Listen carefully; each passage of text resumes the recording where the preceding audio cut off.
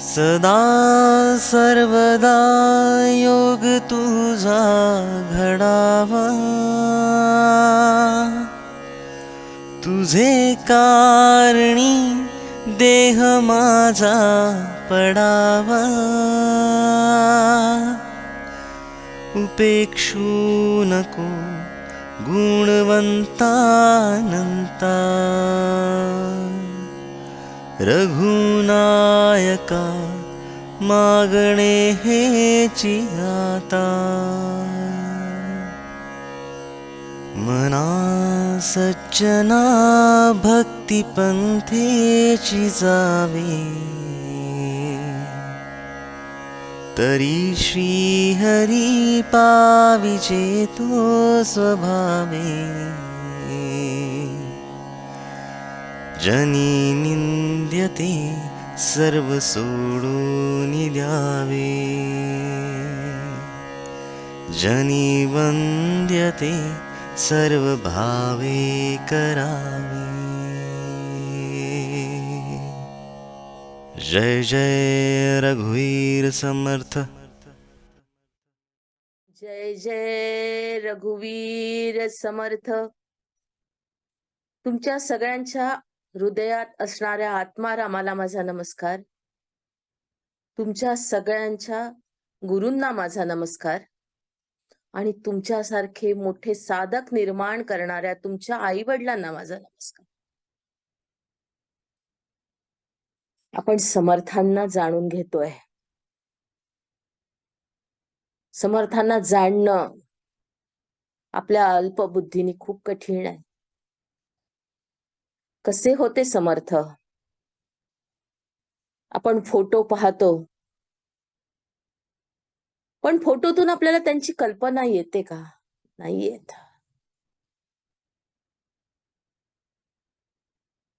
आवाळू असलेले 5.5-6 फूट उंची असते, धडधाकट शरीराचे समर्थ असं काही लिहून जातात, त्याचा विचार करता करता आपल्याला थक्क व्हायला होतं। दासाला केलेला बोध म्हणजे आपल्यासाठीच त्यांनी मार्गदर्शक असं वाङ्मय निर्माण केलं। बाकीच्यांपेक्षा समर्थ कसे वेगळे हे जेव्हा मी विचार करायला लागली, तेव्हा माझं लक्षात आलं मला की समर्थांनी दासबोधात सुरुवात करताना सगळ्या संतांसारखी केली आहे। पहिला समास त्यांनी ग्रंथाचं वर्णन करणारं समास लिहिला। या ग्रंथात काय आहे हे सांगितलं। सगळ्या संतांसारखं गणेशाला वंदन केलं, शारदेला वंदन केलं, सद्गुरूला वंदन केलं। असं करत करत समास समर्थांनी प्रारंभ केला, पहिल्या दशकाला प्रारंभ केला। दशकाच्या 10व्या समासात मात्र समर्थांनी नरदेहाला वर्णन केलं। आजपर्यंत नरदेहाबद्दल 2 लाईन 3 लाईन याच्या पलीकडे कुठल्याच संतांनी लिहिलेलं नाहीये, पण समर्थ अख्खा एक समास या नरदेहावर लिहून जातात आणि त्याचं नरदेह लक्षण असं त्याचं टायटल देतात। नरदेह का म्हटलं? मनुष्य देह का नाही म्हटलं? मनुष्य तनु का नाही म्हटलं? नरदेह का म्हटलं? हा माझ्या समोर प्रश्न आला।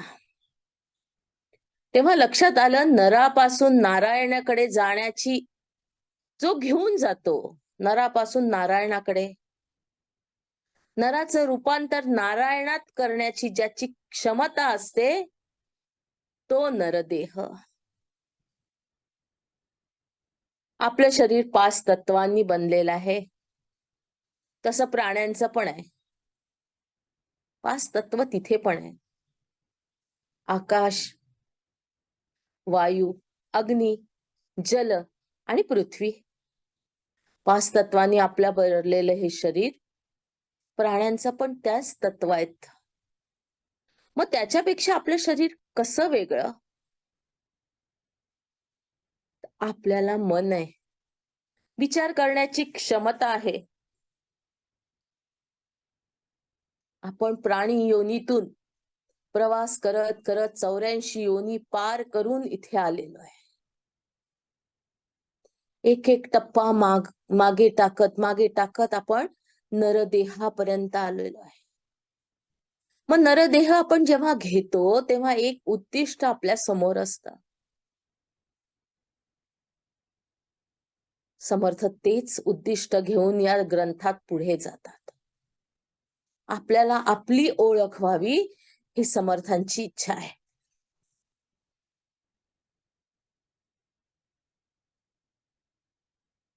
काय काय संत लिहून जातात बघा.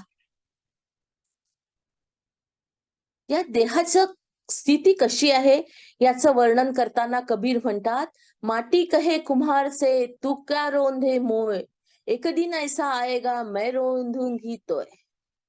म्हणजे मातीचा हा पुतळा पुन्हा मातीतच जाणार आहे.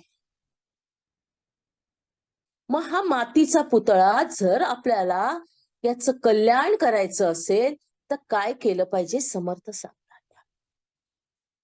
बहिणाबाई काय म्हणते, आला सास गेला सास जीवा तुझे रे तंतर, जीवन मरण एका सासाचे अंतर. या देहाचं वर्णन. आता श्वास आहे आणि पुढच्या क्षणाला तो असेलच असं सांगता येत नाही. असा हा नश्वर देह आहे. कबीर काय म्हणतात, साधो ये है मुर्दों का गाव, राजा मरी है प्रजा मरी है सारा गाव, पीर मरी है पैगंबर मरी है, सगळेच मरणार आहे. अख्खं शरीर लयाला जाणारच आहे, अख्खं गाव लयाला जाणार आहे. म्हणजे हे लोक काय सांगतात ते आपल्याला याच्यातून, की हे शरीर नश्वर आहे. तुकाराम महाराज काय म्हणतात, किती वेळा जन्मा यावे, किती वेळा व्हावे फजित. आई विचार करण्यासारखा आहे की हे नश्वर असलेलं शरीर आपण किती वेळा यायचं पुन्हा जायचं, यायचं पुन्हा जायचं, या फेऱ्या किती वेळा करायच्या. शंकराचार्य सांगूनच गेले आहे, पुनरपि जननम पुनरपि मरणम.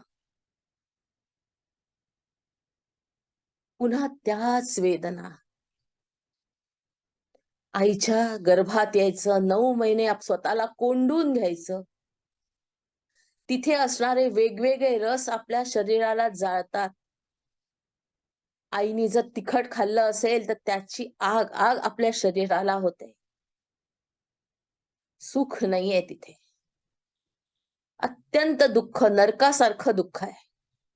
कारण पायही लांब करता येत नाही, हातही लांब करता येत नाही, डोळे उघडता येत नाही, कोंडून आपण स्वतःला घेतलेलं असतं. असा हा आपला देह आहे. पण तरीही हा देह कसा आहे, या देहाची लक्षणं कशी आहे. या देहामध्ये एक बुद्धी आहे, एक मेंदू आहे, विचार करण्याची शक्ती आहे आपल्या जवळ, अफाट बुद्धिमत्ता आहे आणि भावना आहे. आपल्याला प्रेम करता येतो, आपल्याला राग करता येतो, आपल्याला स्नेह करता येतो, आपल्यामध्येच वात्सल्य आहे, असं ह्या देहाजवळच आहे. आणि त्याचबरोबर अत्यंत विकृत विचार पण आपल्या जवळ आहे, हेही नाकारता येत नाही. विकृत विचार आहेत. म्हणजे कधी कधी असं वाटतं एखाद्याचं खूप वाईट व्हावं, हाही विचार आपणच करतो. एखाद्याला आशीर्वाद देताना तुझं खूप भलं होऊ दे, तू खूप छान होऊ दे, हे आपण म्हणतो. तसंच एखाद्याचा तळतळाट करण्याची शक्ती देखील आपल्या मनात आहे. आपण काय घेऊन येतो, पूर्व सुकृत घेऊन येतो. मागच्या जन्माचं या जन्मात, मागच्या 4 जन्माचं या जन्मात, हे पण या नरदेहाला लागू पडतं. आपण का घेतला हा नरदेह? आपण अपूर्ण आहे म्हणून घेतला. आपल्यामध्ये अपूर्णता आहे म्हणून घेतला, म्हणून आलो. आणि वासनेच्या मुळे आलो. आपली निर्मिती जी झाली आहे ना, ते आपल्या आई वडिलांच्या वासनेमुळे झालेली आहे. त्या वासनेच्या संगी आपण इथे आलेलो आहे. आणि अपूर्णता भरून काढण्यासाठी आपण आलो.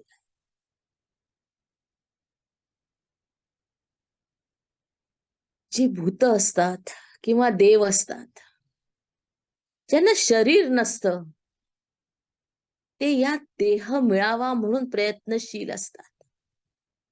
हा देह मला मिळावा म्हणून ते प्रयत्न करत असतात. रामाला जन्म घ्यावा लागला, कृष्णाला जन्म घ्यावा लागला. अंशात्मक का होईना, शिव मारुतीच्या रूपात आला. कारण या पृथ्वीवर जर कार्य करायचं असेल तर देहाविना करता येत नाही. देह आवश्यक आहे.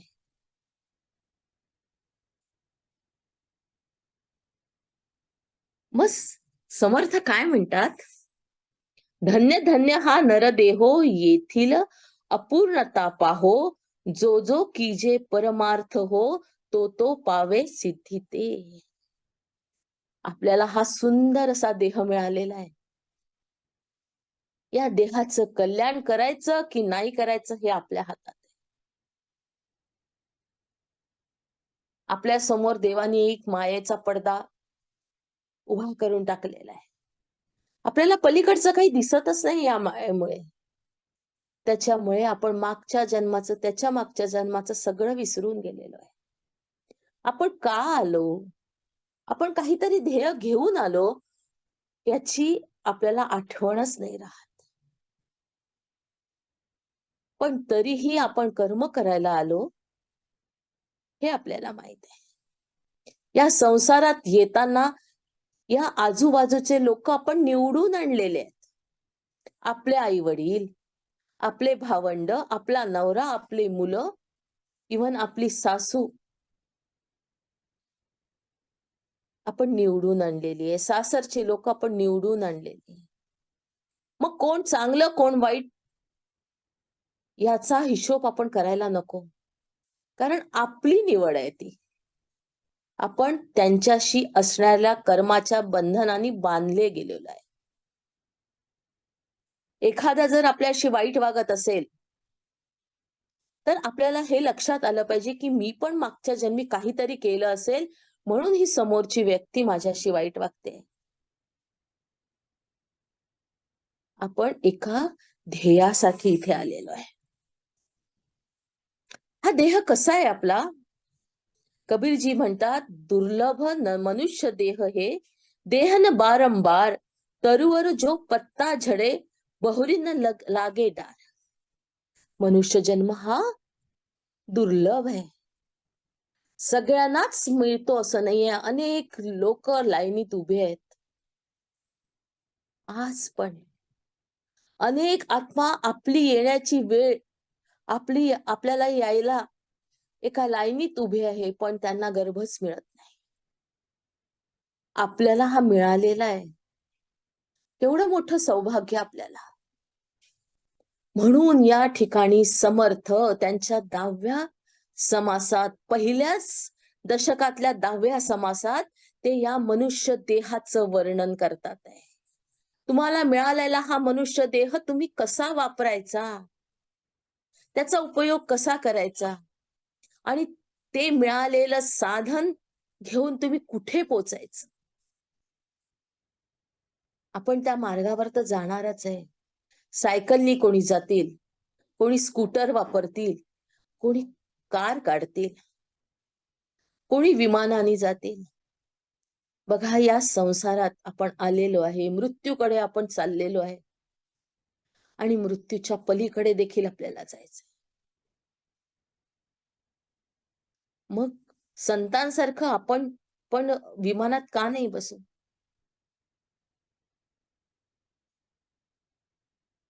तुकाराम महाराज गेलेच की नाही विमानात बसून? आपल्यालाही हे सगळे मार्ग दिलेले आहेत. समर्थ म्हणतात, धन्य धन्य हा नरदेहो.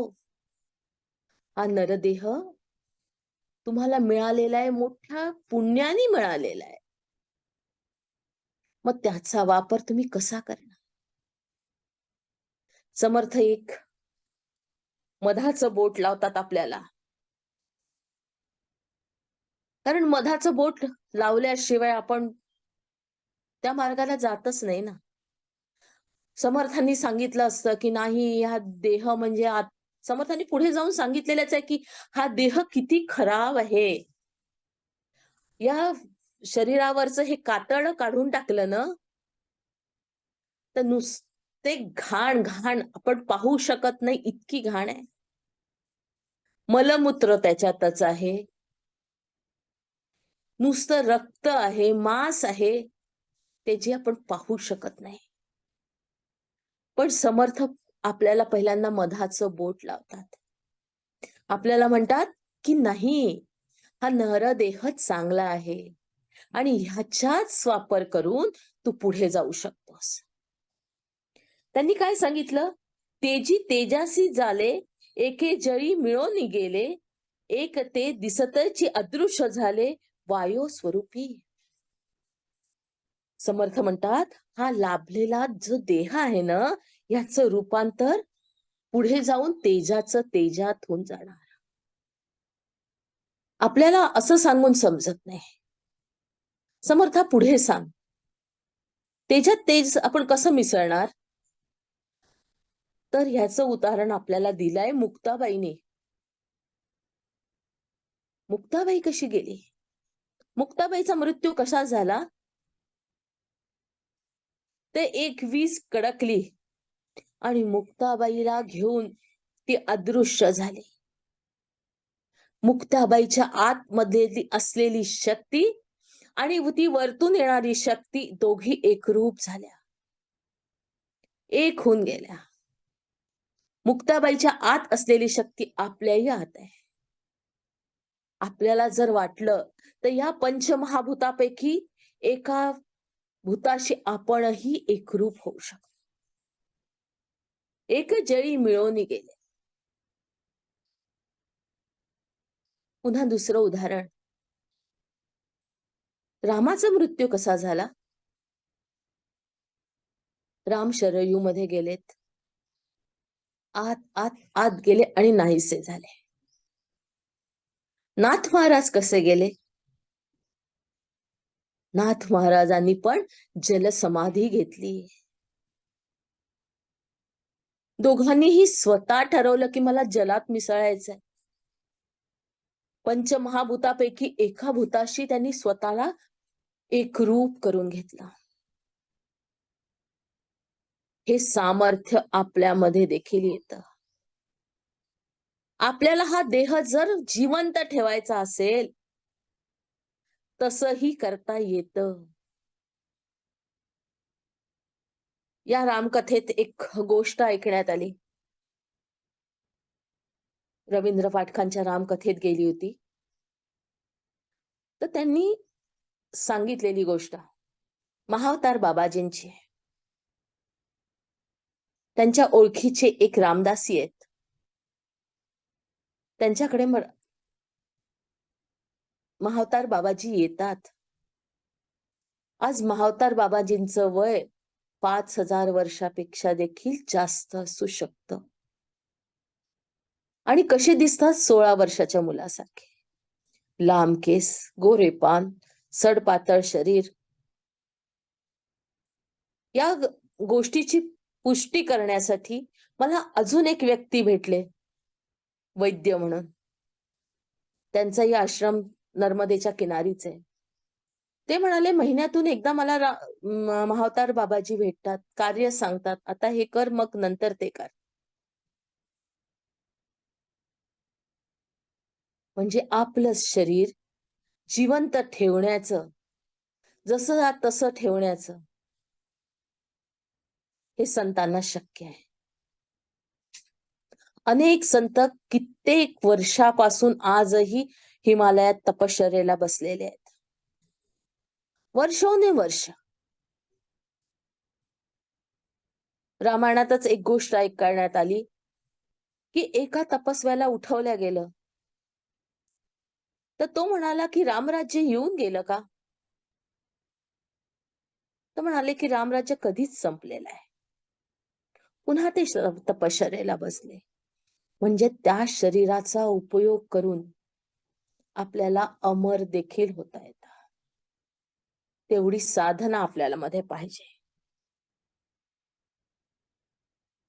एक एकाची बहुत होती, एक देखची निघोनी जाती, एके बैसिले असता भ्रमती नाना स्थळे. पुढे समर्थ काय म्हणतात? एक एकची बहुत होती. ह्या गोष्टी आपल्याला अनेक संतांमध्ये बघायला मिळतात. बघा, गजानन महाराजांचं चरित्र किंवा कुठल्याही संतांचं चरित्र जेव्हा आपण बघतो तेव्हा आपल्याला हे लक्षात येतं की ते त्या मूळ ठिकाणी असूनही दुसऱ्या ठिकाणी दिसतात. गोंदवलेकर महाराजांच्या चरित्रात पण आहे, गजानन महाराजांच्या चरित्रात पण आहे,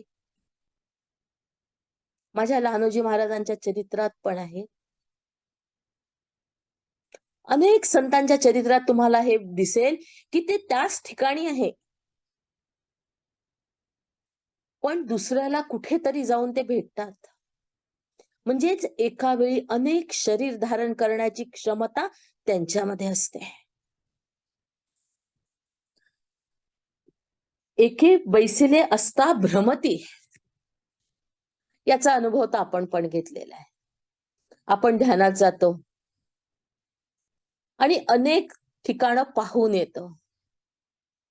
जेव्हा गाढ ध्यानात जातो किंवा स्वप्नात जातो, आपल्याला स्वप्नात किती जागा दिसतात.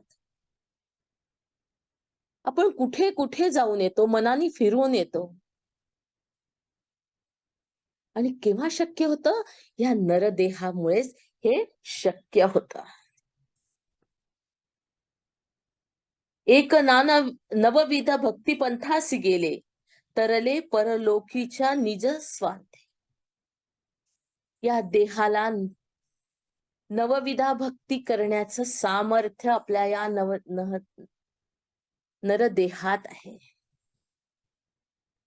प्राण्यांना म्हटलं की अरे बाबा, मांजरी किंवा कुत्र्या, तू नवविधा भक्ती कर, तू तरुण जाशील. त्यांच्याजवळ ते सामर्थ्य नाहीये.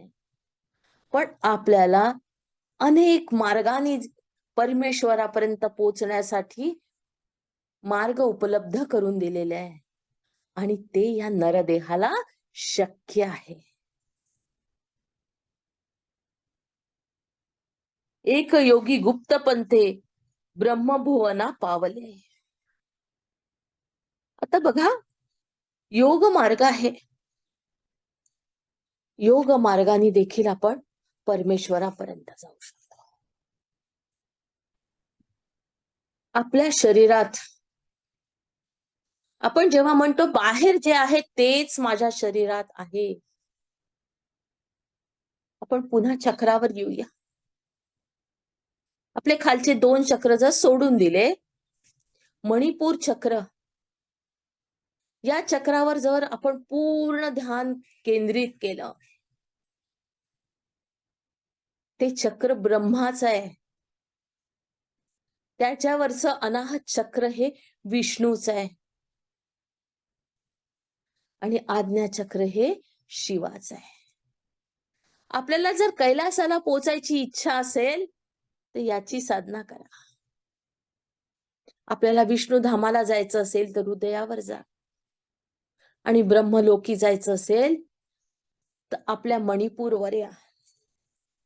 एक वैकुंठासी गेले, एक सत्य लोकी राहिले, एक कैलासी बसले शिव स्वरूप होऊन. मला माहित असलेल्या ध्यान मार्गाचं मी तुम्हाला सांगितलं. पण भक्ती मार्गाने जायचं असेल तर ती देवता आपल्यासाठी या पृथ्वीवर एक रूप घेऊन आलेली आहे. आपल्याला विष्णूकडे जायचं असेल तर श्रीकृष्ण आपल्याला घेऊन जातो, राम आपल्याला घेऊन जातो. विष्णूंनी घेतलेले रूप आपल्याला त्याच्या धामाला घेऊन जातात, वैकुंठाला घेऊन जातात. आणि आपला भोळा शिव तर आपल्याला कैलासाला घेऊन जायला तर कधीही तयार आहे.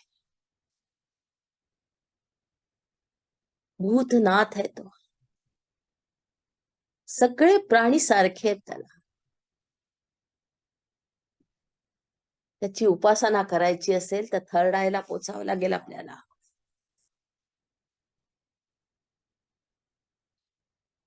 ज्ञान मार्गाने जर आपल्याला जायचं असेल तर आपल्याला जावं लागेल आकाश तत्व, ब्रह्मरंध्र आणि आपलं थर्ड आय, आज्ञाचक्र. भक्ती मार्ग जर अवलंबायचा असेल तर हार्ट आणि विशुद्धी, भक्ती मार्ग. कारण प्रेम लागतं आपल्याला भक्ती मार्गात. पूर्ण शरण जावं लागतं आपल्याला भक्ती मार्गाने जायचं असेल तर. त्या सद्गुरूविषयी, त्या देवाविषयी अत्यंतिक प्रेम. म्हणून मीरा म्हणून जाते, पायोजी मैने राम रतन धन पायो. श्रीकृष्णाला पती मानणारी, अनेक वेदना सहन करणारी आपली मीरा भक्ती मार्गाने गेली. आपलं अनाहत चक्र. आणि आपल्याला कालीची उपासना करायची असेल किंवा तंत्र मार्गाने जायचं असेल किंवा देवी उपासक व्हायचं असेल तर खालचे 3 चक्र आहेत. कारण त्याच्यात बळी परंपरा आहे. असे मार्ग आपल्याला या शरीराच्या द्वारे उपलब्ध झालेले आहेत. किती सुंदर आहे बघा. बाहेर शोधायची गरजच नाही, मार्ग आपल्या आत आहेत सगळे. कुठल्याही मार्गाने जा, निजधामालाच पोचायला. आता समर्थ पुन्हा एक मधाचं बोट चाटवतात आपल्याला. एक इंद्रलोकी इंद्र झाले, एक पितृलोकी मिळाले, एक ते उद्गणी बैसले, एक ते क्षीरसागरी. पुढचं वाक्य खूप महत्वाचं आहे. सलोकता, समीपता, स्वरूपता, सायुज्यता. 4 मुक्ती आपण बघितलेल्या आहेत.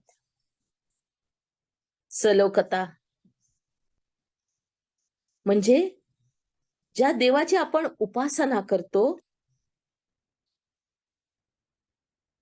त्या लोकात जाऊन राहतो.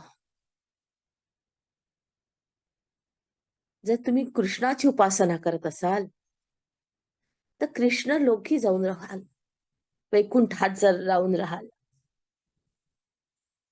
याचं उदाहरण प्रत्येक संतांनी वेगवेगळं दिलेलं आहे. समर्थ काय म्हणतात, सदा सर्वदा योग तुझा घडावा, तुझे कारणी देह माझा पडावा.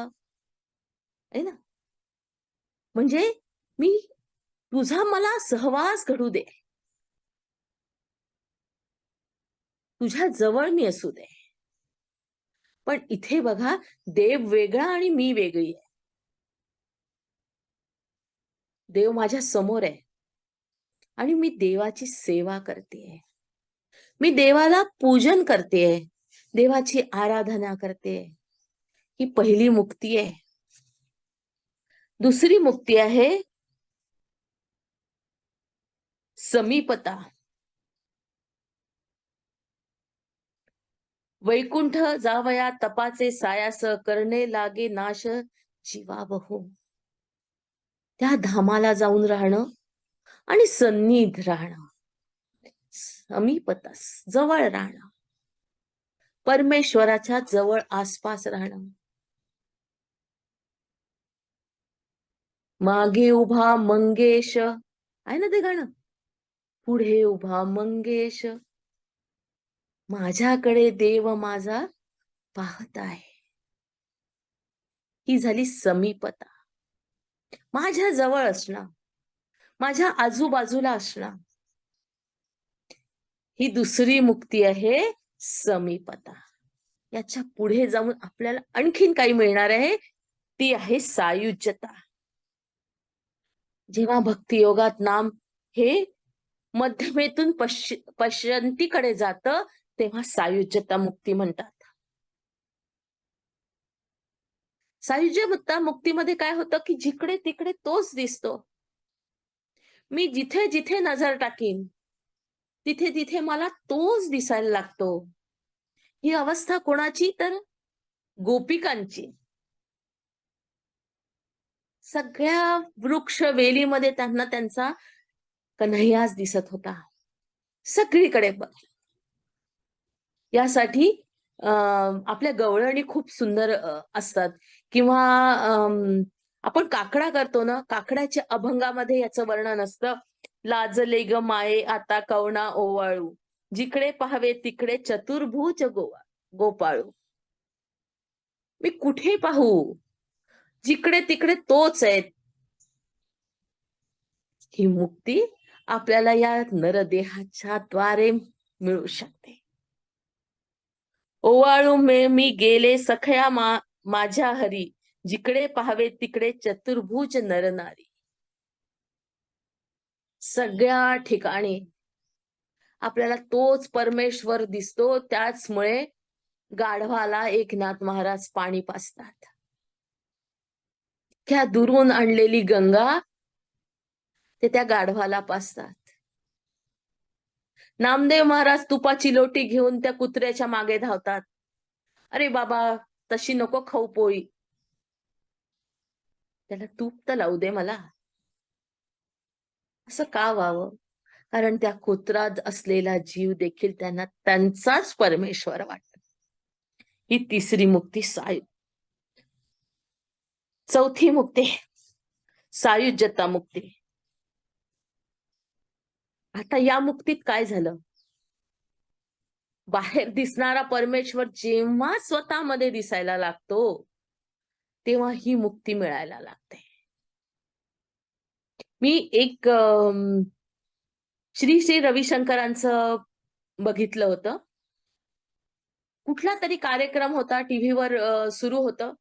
ते त्या याच्यावरनं चालत होते, डायसवरनं चालत होते. ते फुलं लोकांकडे उधळता उधळता त्यांनी सगळी टोपलीच्या टोपली स्वतःच्या अंगावर टाकून घेतली. मला वाटलं का बरं बा असं केलं असेल? मग लक्षात आलं, अरे ही त्यांची शेवटची मुक्ती आहे. मुक्त झालेला माणूस आहे. कारण स्वतःमध्ये देव बघायला लागलेला आहे.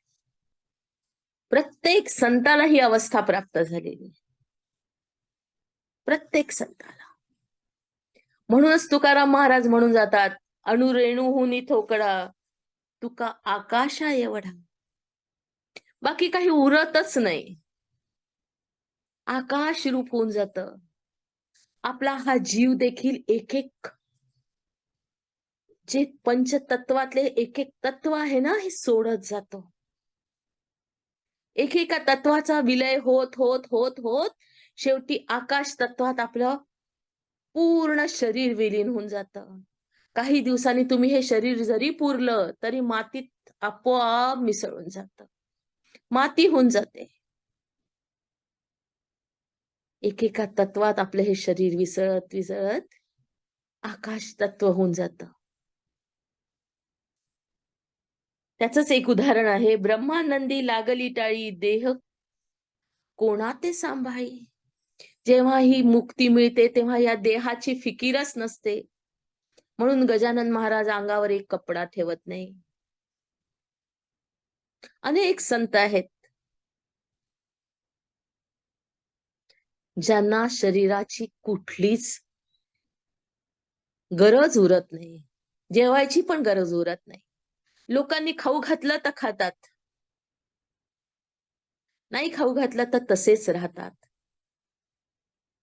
हे सगळं जर आपल्याला मिळवायचं असेल तर ह्या नरदेहाच्या द्वारे मिळतं.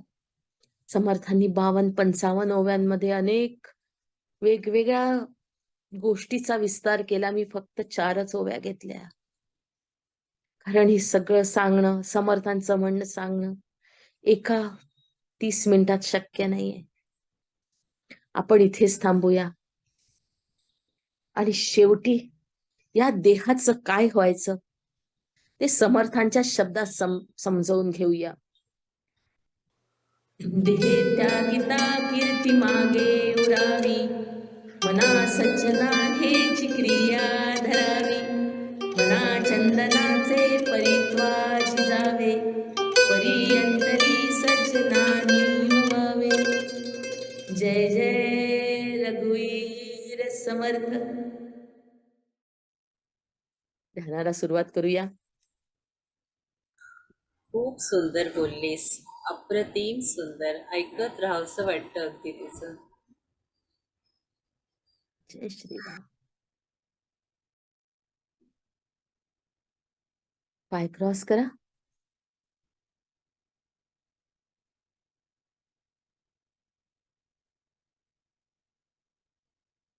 हात क्रॉस करा. डोळे अलगद बंद.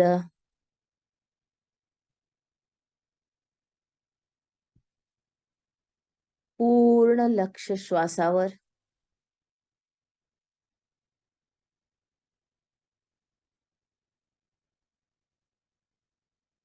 श्वास आत,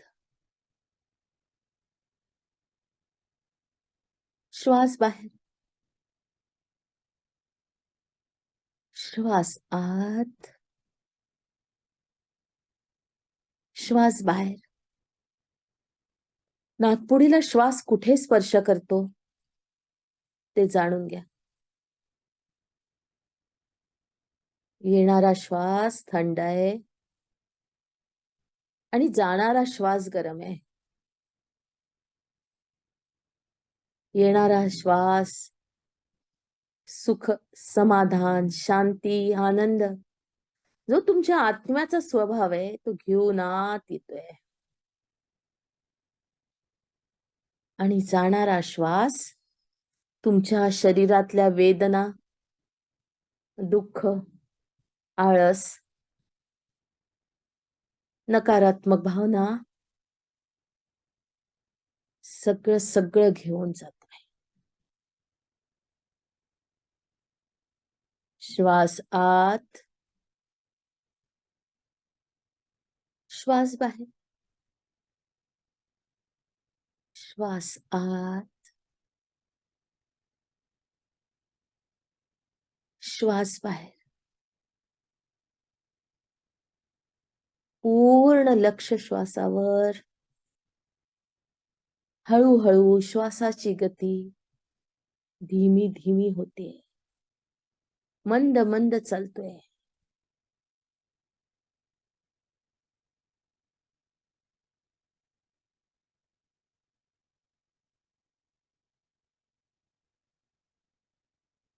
लक्ष द्या मात्र त्या श्वासावर.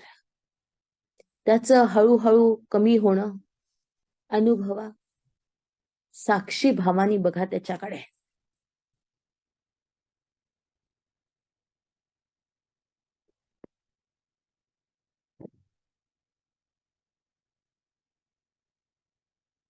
साक्षी भावानी लक्ष द्या. श्वास आत, श्वास बाहेर. श्वास आत,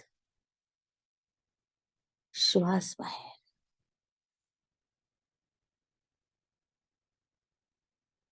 एकदा स्वतः कसे बसले आहे बघून घ्या. मनासमोर तुमची स्वतःचीच प्रतिमा आणा. बघा तुम्ही कुठे बसला आहात. पाय क्रॉस केलेले आहेत, हात क्रॉस केलेले आहे, डोळे अलगद बंद केलेले आहे. स्वतःचं रूप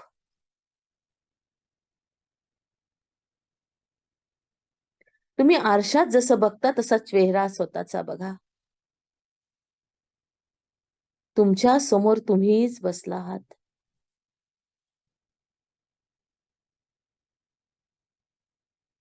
सरिताताईंच्या समोर दुसरी सरिता बसली आहे. रोहिणीताईंच्या समोर रोहिणीताई बसल्या आहेत. बघा आपल्या समोर बसलेली दुसरी प्रतिमा.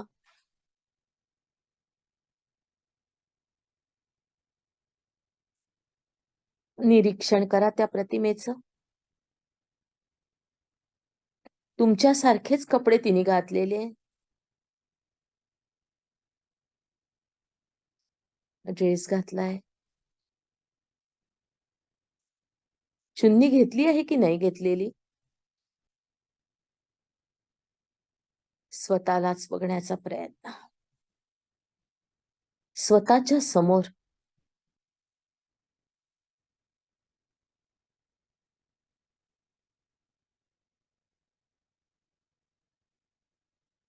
टिकली कशी लावली आहे? छोटी आहे, मोठी आहे?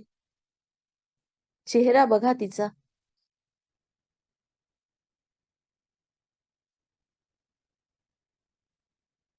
समोर दिसत नसेल तर स्वतःमध्ये बघा.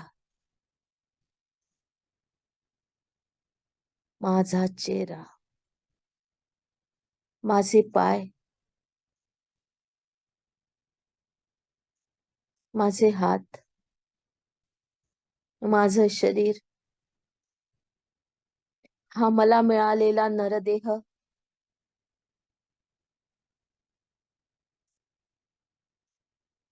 याची निगा ठेवते का मी? मला परमेश्वराकडनं मिळालेली ही गिफ्ट आहे.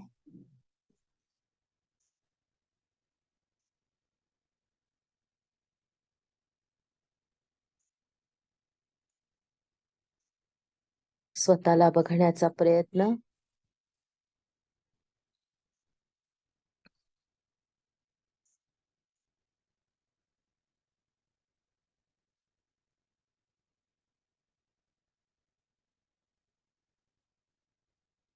माझ्या समोर बसलेली माझ्यासारखी दुसरी प्रतिकृती.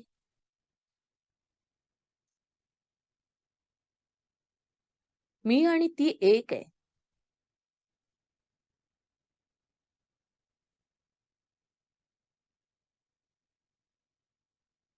बघा.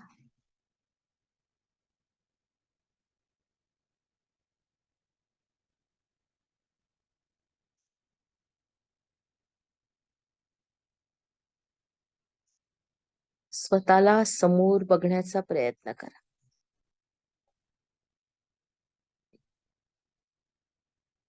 समोरच्या व्यक्तीने घातलेले कपडे बघा.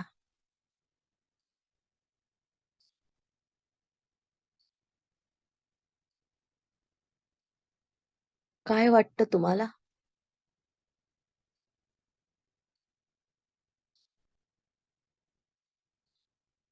तिच्याबद्दल प्रेम,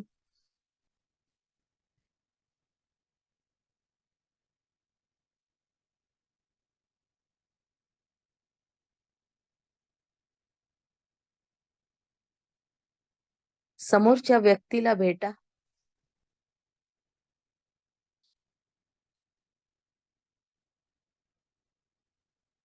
ती तुमच्याकडे बघतीये.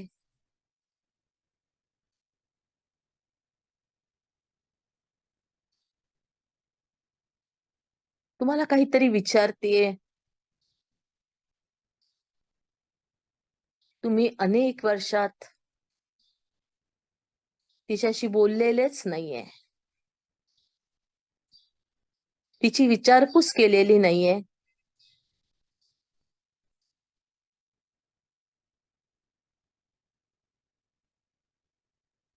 तिला काय वाटतं, काय हवं आहे?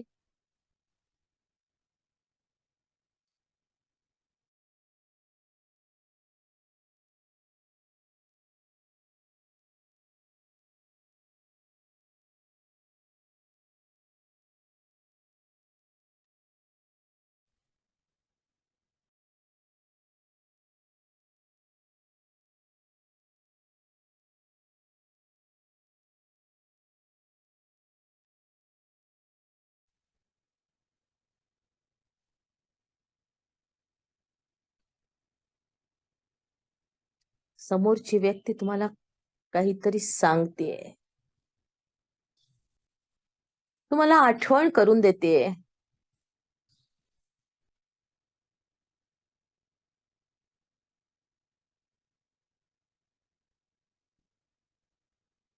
तिच्याशी संवाद साधण्याचा प्रयत्न करा.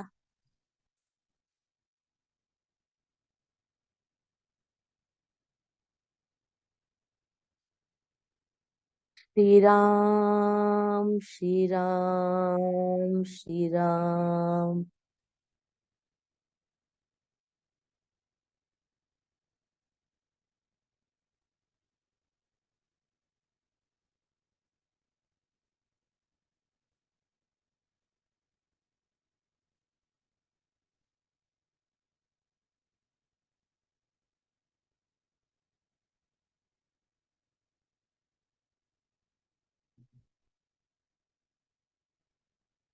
संवाद करा तिच्याशी.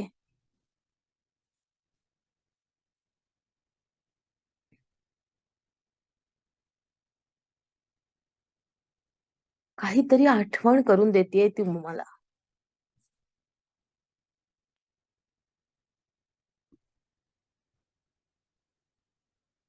ज्या कोणाला स्वतःच्या समोर दिसत नाही आहे,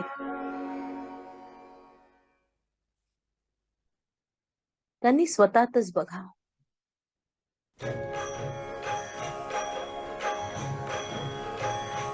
श्रीराम जय राम, श्रीराम जय राम, जय जय राम, श्रीराम श्रीराम जय राम, श्रीराम जय राम, जय जय राम, श्रीराम श्रीराम जय राम. शंकर मानस हंस प्रणाम, शंकर मानस हंस प्रणाम, हंस वंश आवतंस प्रणाम. श्रीराम जय राम, जय जय राम, श्रीराम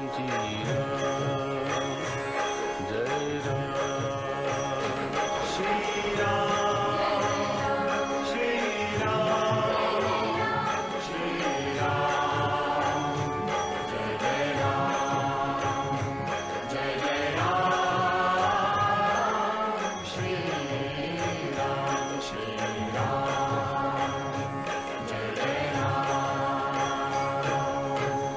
अतिथि ब्रह्म रघुवीर प्रणाम, अतिथि ब्रह्म रघुवीर प्रणाम, जीवाग्रज रणधीर प्रणाम. राम श्रीराम जय राम, जय जय राम, श्रीराम श्रीराम जय राम.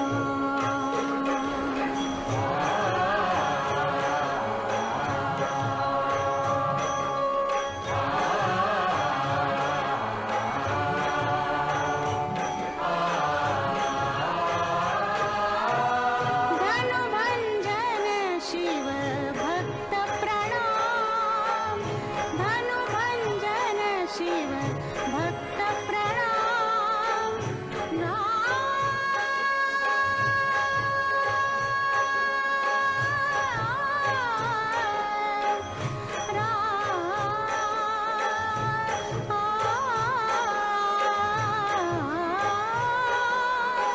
धनुभंजन शिव भक्त प्रणाम, तत्सत व्यक्त व्यक्त प्रणाम.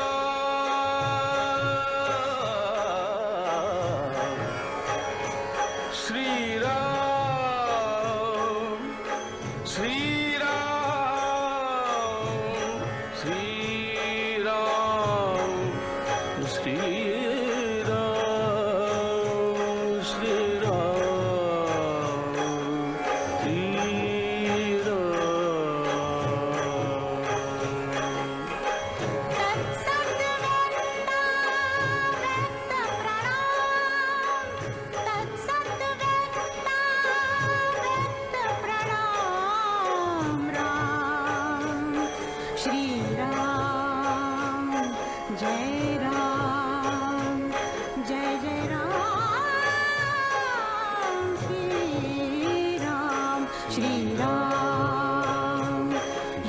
राम श्री राम जय राम श्री राम श्री राम श्री राम जय जय राम जय जय राम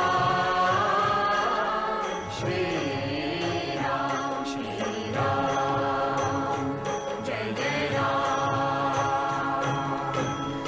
वसुंधरा वरदान प्रणाम वसुंधरा वरदान प्रणाम श्रीराम श्रीराम श्रीराम श्रीराम श्रीराम श्रीराम श्रीराम श्रीराम श्रीराम श्रीराम श्रीराम वसुंधरा वरदान प्रणाम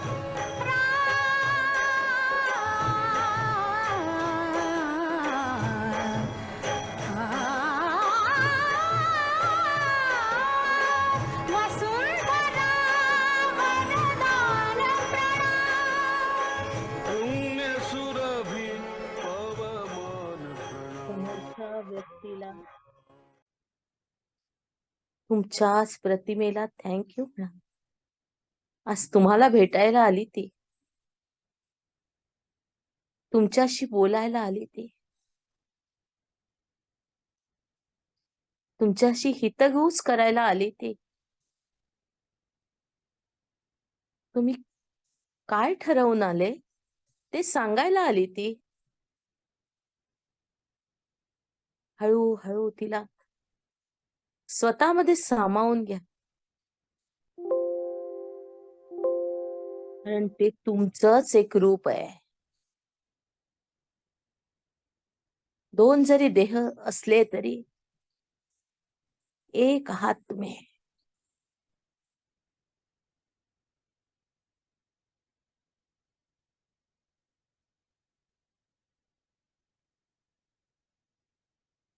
धन्यवाद द्यायला विसरू नका.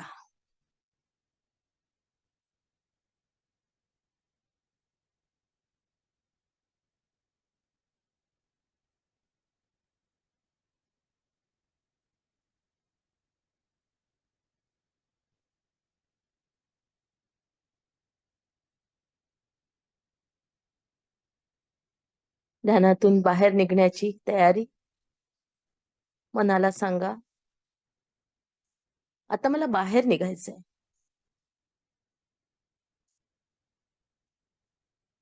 हळूच पाय सोडा, हात सोडा. पायाच्या बोटाची हालचाल, हाताच्या बोटाची हालचाल हळूहळू.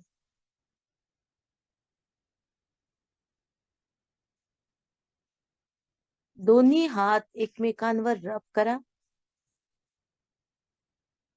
अलगदपणे डोळ्यावर ठेवा.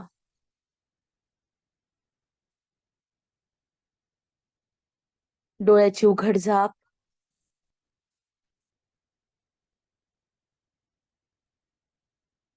आणि हळूहळू हात बाजूला. एक नवीन दुनिया, एका सुंदर व्यक्तीला भेटून तुम्ही आला आहात.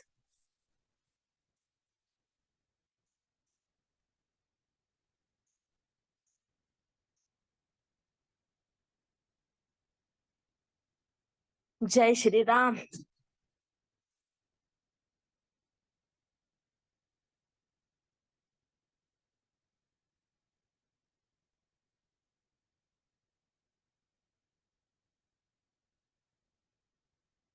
अनुपमाताई बोला.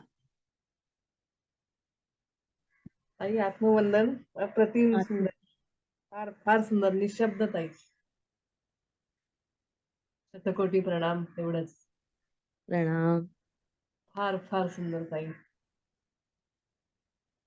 अनुराधाताई, नमस्कार ताई. खूप छान ध्यान झालं. नेहमी सारखं डीप एकदम. पण तुम्ही म्हटल्यासारखं काय मी समोर दिसले नाही. कुठला तरी फोटो समोर आणत होते, पण मी दिसले नाही कशी. जसं मला मागे एकदा दिसले होते. पण सगळेच बाकीचे दिसले. म्हणजे देव दत्त दिसले, स्वामी समर्थ दिसले, शेगावचे महाराज दिसले, साईबाबा दिसले, बरेच लोक येऊन गेले. आणखी एक दिसलं म्हणजे मी मागे ओंकारेश्वरला गेले होते, तेव्हा तिथे एक नक्षत्र मंदिर आहे. जुनं मंदिर आहे, तिकडे कोण फिरकत पण नाही खरं तर. ते पुन्हा मला आज स्वप्नात ध्यानात दिसलं. आणि तिथे मला एक व्यक्ती भेटली होती, जी व्यक्ती मला नेहमी माझ्या डोळ्यासमोर दिसते. कुठेतरी म्हणजे कोल्हापूर सांगली असायची असावी, आणि ती नर्मदा भ्रमणासाठी निघाली होती, परिक्रमणेसाठी. त्यांच्याशी बोलणं झालं. आणि मी जेव्हा ते ओंकारेश्वर सोडलं तेव्हा मी गाडीत होते, कारमध्ये, आणि ती व्यक्ती मला पुन्हा रस्त्यावरती उभी दिसली. आणि मला ती नेहमी दिसते, म्हणजे डोळ्यासमोर मला ते सतत चित्र कधी ना कधीतरी असं दिसत असतं. कोण कोण आहे ते नाही समजलं. धन्यवाद माऊली, खूप छान अनुभव. शिवालीताई, आत्मवंदन ताई. खूप छान. खूप काही डीप नाही ध्यान झालं आज, पण लगेच द्रष्टाभावात गेले. स्वतःला समोर लगेच बघितलं आणि आनंदाने भजनात मी नाचत होते छानपैकी. आत्ता जशी आहे मी आत्ता ह्या क्षणी, त्या क्षणी तशीच्या तशी मला समोर मी ऑब्झर्व करत होते. मस्त द्रष्टाभावात गेल्यासारखं वाटलं, की स्वतःलाच ऑब्झर्व करतोय. स्वतःचा आनंद दिसत होता, जाणवत होता. शांतता चेहऱ्यावरची अनुभवता येत होती, समोर दिसत होती. खूप छान वाटलं. आणि आजचं हे पण आधीचं ज्ञान पण खूप छान होतं. दाखले नामदेवांचे वगैरे खूपच छान. खूप खूप खूप मस्त. धन्यवाद ताई. मीनाताई. हा, बोला. नमस्कार ताई, हॅपी दिवाळी. आजचं सेशन खूप छान झालं. मला माझ्यातला पुन्हा मार्ग दाखवला गेलाय. रस्ता भटकटत होते, त्यामुळे खूप खुश आहे. आणि मुख्य म्हणजे मन, आत्मा आणि शरीराने शरण गेले पुन्हा मी त्यांना, की मला मार्ग दाखवला. धन्यवाद. चला, मला आज्ञा द्या. जय श्रीराम.